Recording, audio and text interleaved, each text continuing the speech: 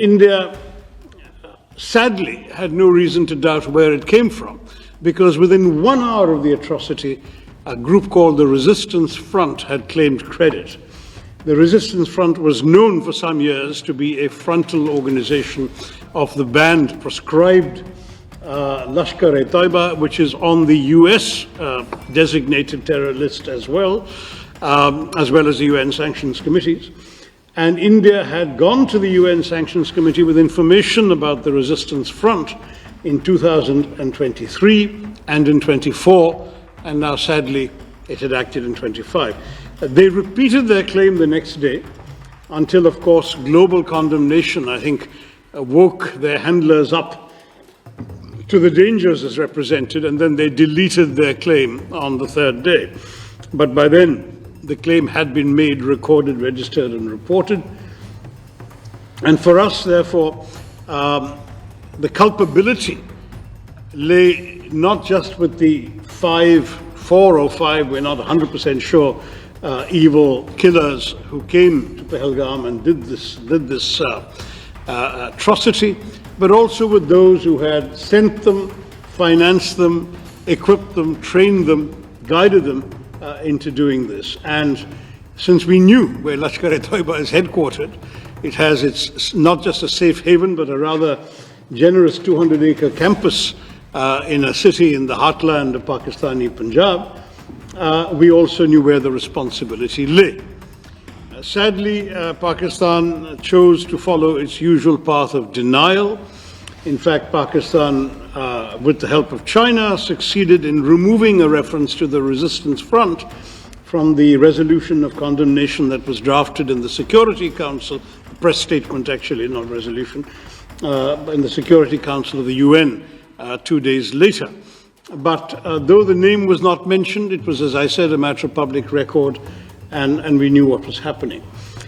India replied immediately that we would not let this go unanswered. I don't work for the government. As you know, I work for an opposition party, but I myself authored an op-ed in one of India's leading papers, the Indian Express, within a couple of days, saying the time had come to hit hard but hit smart. And I'm pleased to say that's exactly what India did.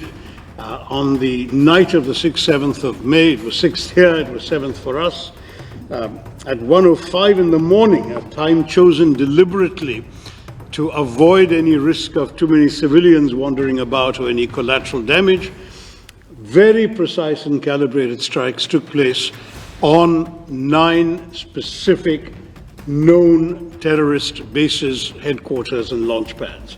Those included those of the Lashkar-e-Taiba in a place called Muridke, those of the Jaish-e-Mohammed, the organization that is responsible, amongst other things, for the murder of Daniel Pearl, some of you knew in New York, and others, Jaish-e-Mohammed in Bahawalpur, and in Muzaffarabad, which is in Pakistan, the Pakistani-occupied part of Kashmir, there were no less than 3 different terror organizations which had their bases there, Harkatul Ansar, Harkatul Mujahideen, others, and so India sent a clear message, number one, that it was not going to take terror lying down, it would answer, but equally that by delivering very precisely calculated, calibrated strikes on very specific targets, it was also sending a message that this was not meant to be the opening salvo in a protracted war, but just an act of retribution, that we were prepared to stop with that act. In other words, not just in other words, it was officially conveyed. There is a regular hotline between the 2 Directors General of Military Operations. The message was conveyed that this was the intent, that it was pointed out that no military targets, no civilian targets, and no governmental targets had been hit, not even by accident, and that the message therefore had been delivered exactly and precisely to the terrorists and their handlers.